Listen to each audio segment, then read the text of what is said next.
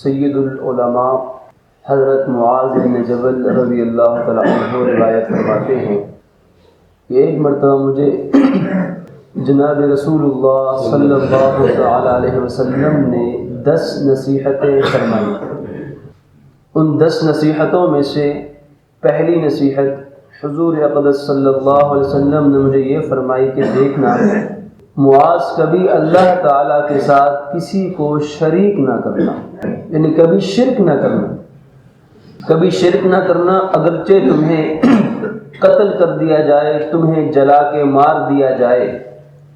یعنی تمہارے ٹکڑے ٹکڑے بھی کر دیے جائیں، تمہیں بالکل فنا کر دیا جائے، تو کبھی بھی اللہ کے ساتھ شرک مت کرنا۔ دوسری نصیحت یہ فرمائی کہ اپنے والدین کی ہر جائز بات کو ماننا، اپنے والدین کی پیروی، اپنے والدین کی فرما برداری کرتے رہنا، اگرچہ تمہارے والدین تمہیں یہ کہیں کہ تم سب کچھ چھوڑ چھاڑ کے یہاں سے نکل جاؤ، دور ہو جاؤ، تو تب بھی تم ان کی بات کو نہ ٹالنا۔ یعنی مطلب اس حدیث مبارک کی حصے کا یہ ہے کہ ہر جائز کام میں ماں باپ کی فرما برداری کرنا، ماں باپ کی اطاعت کرنا، یہ اولاد کا فرض ہے۔ یہ بات تو آپ نے اولاد سے فرمائی، لیکن والدین کے لیے بھی آپ کے ارشادات موجود ہیں کہ والدین کو بھی اپنی اولاد پہ کسی بھی قسم کا ظلم کرنے کا حق حاصل نہیں ہے، اور اولاد کے معاملے میں ظلم آخرت میں اللہ کی گرفت کا باعث بن سکتا ہے۔ بہرکیف اولاد کو والدین کی فرما برداری کی نصیحت فرمائی۔ تیسری نصیحت آپ نے یہ فرمائی کہ اے معاذ، کبھی بھی جان بوجھ کر فرض نماز کو نہ چھوڑنا، کبھی بھی جان بوجھ کے فرض نماز کو نہ چھوڑنا، کیونکہ جو شخص جان بوجھ کر ایک فرض نماز بھی چھوڑ دیتا ہے تو اللہ کا ذمہ اس انسان سے ہٹ جایا کرتا ہے۔ اللہ تعالیٰ کی ذمہ ہٹ جایا کرتا ہے، کیا مطلب؟ اللہ کی رحمت اس شخص سے منہ پھیر کے چلی جایا کرتی ہے، اللہ اس سے ناراض ہو جاتا ہے۔ ایک فرض نماز چھوڑ دے، جان بوجھ کر چھوڑ دینے پر یہ بھی ساتھ بیان فرمایا، خدا نخواستہ کسی شرعی مجبوری کی بنا پہ، کسی بڑی بیماری کی مصیبت کی بنا پہ، کسی بڑی رکاوٹ کی بنا پہ اگر رہ گئی تو وہ اس میں شامل نہیں۔ جان بوجھ کر فرض نماز چھوڑ دی تو اللہ کا ذمہ تم سے ہٹ جائے۔ تیسری نصیحت۔ چوتھی نصیحت آپ نے یہ ارشاد فرمائی کہ شراب کبھی نہ پینا، شراب سے اپنے آپ کو بچانا، کیونکہ تمام کی تمام بے حیائیوں کی، برائیوں کی، فحاشیوں کی جڑ یہ شراب پینا ہے۔ اور اس کے بعد آپ نے 5ویں نصیحت یہ فرمائی کہ دیکھنا کبھی گناہ نہ کرنا، گناہ سے بچنا، کیونکہ گناہ کرنے پر اللہ کی ناراضگی اترا کرتی ہے۔ آج ہمارے حالات، گرد و پیش کے حالات، ملکی حالات، بین الاقوامی حالات یا ہمارے گھریلو خاندانی حالات، وہ اللہ کی ناراضگی کا مظہر بنتے ہوئے دکھائی دے رہے ہیں کہ اللہ کی ناراضگی جب خدا نخواستہ جس قوم پہ برسا کرتی ہے تو پھر آسمان بھی اس سے منہ پھیر لیتا ہے، زمین بھی تیور دکھاتی ہے،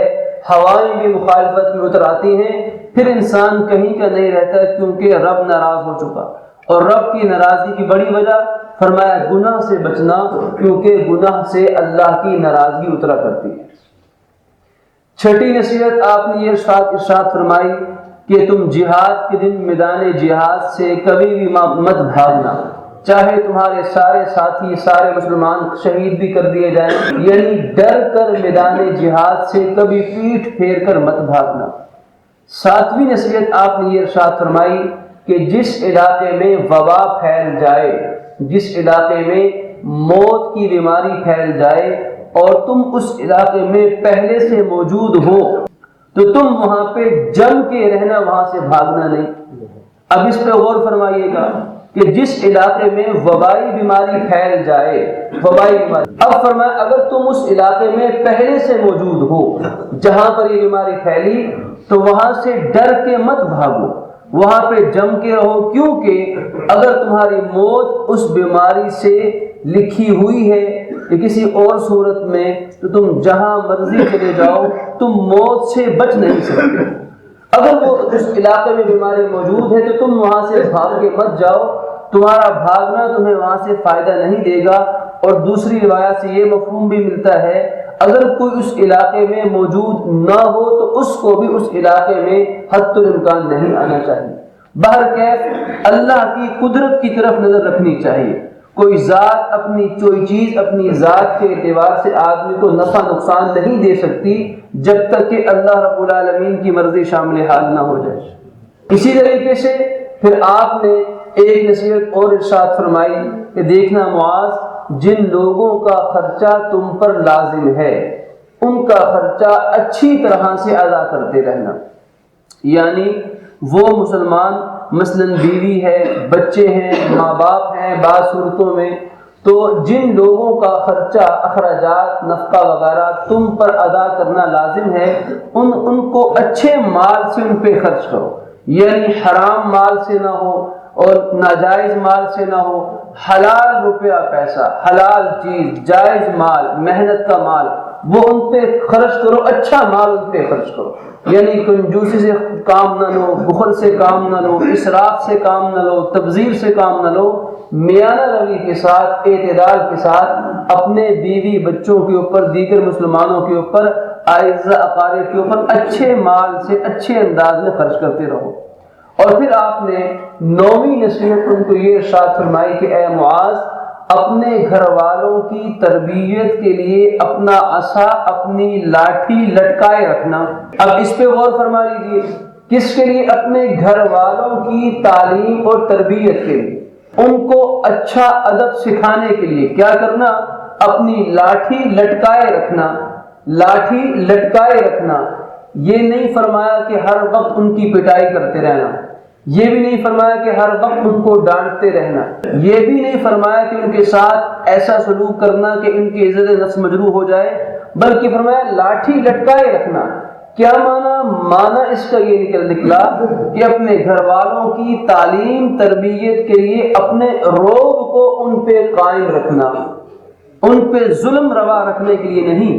ان کا ہر وقت سانس خشک کرنے کے لیے نہیں، بلکہ اگر خدا نخواستہ کبھی ضرورت پیش آئے ان کی تعلیم کی، تربیت کی، تو تم جب ان سے بات کرو تو وہ تمہاری بات کو غیر اہم نہ سمجھیں، تمہاری بات کی قدر کریں، تمہاری بات کو اہم سمجھیں، اور ان کے دل میں تمہارا کسی قدر رعب اور خوف ہونا چاہیے تاکہ وہ تم سے ڈر کر بھی اس گناہ سے، اس برائی سے بچنے کے لیے تیار ہو جائے۔ ان کی 2-3 باتیں معلوم ہوگی اس جملے سے، کہ پہلی کہ حضرت معاذ کے ذمہ لگایا تمہارے گھر والوں کی تعلیم تربیت تم پر لازم ہے۔ کیا مطلب؟ کہ ہر گھر کا سربراہ،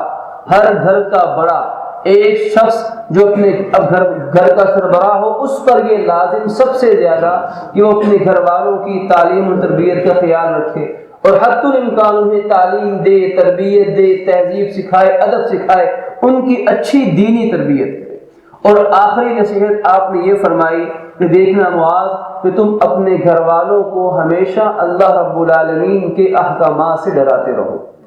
یعنی ان کو نماز کی تلقین کرتے رہو، ان کو سچ کی تلقین کرتے رہو، ان کو نیکیوں کا حکم دیتے رہو، ان کو برائیوں سے روکتے رہو، اور ان کو اللہ کے عذاب سے ڈراؤ۔ اگر یہ گناہ ہوگا اس کی یہ سزا ملے گی، اگر یہ خطا کرو گے تو اللہ کی پکڑ ایسے آئے گی۔ ان کو اللہ کی محبت بھی سکھاؤ، ان کو اللہ کے عذاب کا خوف بھی بتاؤ، اور ان کو اللہ کی رحمت اور جنت کا شوق بھی دلاؤ، یعنی ان کو اللہ کے احکامات سے ڈراتے رہو۔ تو یہ 10 نصیحتیں فرمائی حضور اقدس صلی اللہ علیہ وسلم نے، کن کو؟ حضرت معاذ ابن جبل رضی اللہ عنہ کو، اور ان کو بیان کیا امام احمد نے مسند معاذ ابن جبل میں۔ 10 نصیحتیں کون سی تھیں؟ ایک مرتبہ پھر دوہرا لیتے ہیں۔ سب سے پہلے آپ نے ارشاد فرمایا کہ اے معاذ، اللہ کے ساتھ کسی کو شریک نہ کرنا،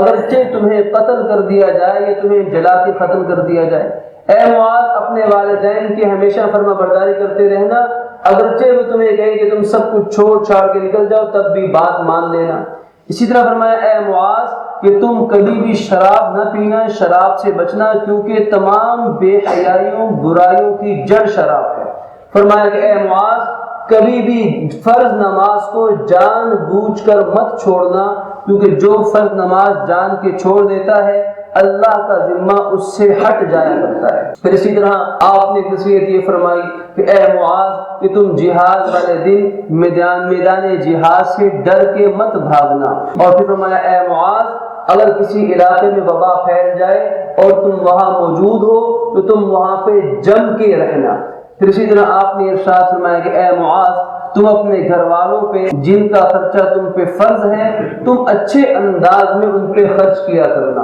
اور پھر فرمایا اے معاذ کہ تم اپنے گھر والوں کی تعلیم و تربیت کے لیے اپنی لاٹھی کو لٹکائے رکھنا یعنی اپنا روب قائم رکھنا. اور آخر میں آپ نے فرمایا کہ اے معاذ اللہ رب العالمین کے احکامات سے ڈراتے رہو, نیکی کا حکم کرنا اور بدی سے روکنا. اللہ رب العالمین مجھے اور آپ کو ہر مسلمان کو ان نصیحتوں کو اپنانے اور عمل کرنے کی توفیق عطا فرمائے.